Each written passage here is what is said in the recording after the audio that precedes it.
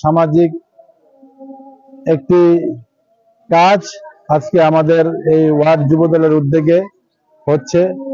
আমি আশা করব এইভাবে সামাজিক কাজগুলো আমরা যারা রাজনীতি করি, আমরা যেখানে যে স্থানে বসবাস করি, আমরা সেই স্থানগুলায় সাধারণ মানুষের কি প্রয়োজন সেই দিকে আপনার লক্ষ্য করে যেখানে যে মানুষের যেটা প্রয়োজন আমরা সেইভাবে মানুষের পাশে দাঁড়াতে চাই, মানুষকে সহযোগিতা করতে চাই।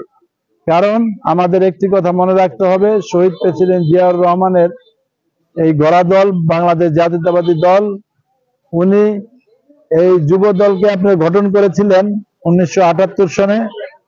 এই যুব দলকে গঠন করার লক্ষ্য ছিল ওনার যে যুবকরা শক্তি আছে তাদের শরীরে, তারা সাধারণ মানুষের পাশে গিয়ে দাঁড়াতে পারবে, সাধারণ মানুষের খেদমত করতে পারবে, সেই লক্ষ্যে এই যুব দলকে আপনি গঠন করেছিলেন।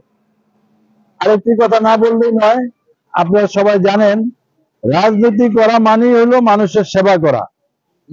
আজকে হয়তো বিগত দিনে যে সরকার ফ্যাসিস্ট আওয়ামী লীগ সরকার ছিল, তারা আপনার রাজনীতিকে আপনার একটি ব্যবসার ক্ষেত্রে নিয়ে গেছিল। আপনার চাঁদাবাজি, লুটপাট, বাংলাদেশে কি পরিমাণ বিগত দিনে লুটপাট হয়েছে আপনারা দেখেছেন।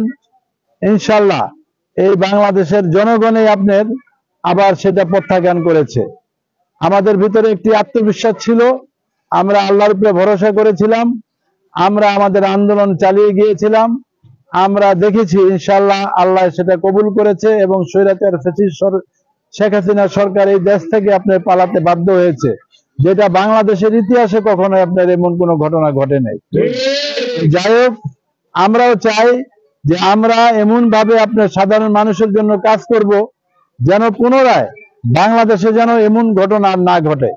তা আজকে যারা এই আয়োজন করেছেন, যুবদলের সভাপতি শফিক সহ পুরের গড়ের যারা এখানে উপস্থিত আছেন, সবাইকে আমার ব্যক্তিগত পক্ষ থেকে এবং ফতুল্লাহ থানা বিএনপির পক্ষ থেকে আন্তরিক ধন্যবাদ জানিয়ে আগামীতে সাধারণ মানুষের পাশে এভাবে দাঁড়াবেন এই আশাবাদ রেখে আমি আমার বক্তব্য শেষ করছি। খোদা হাফেজ।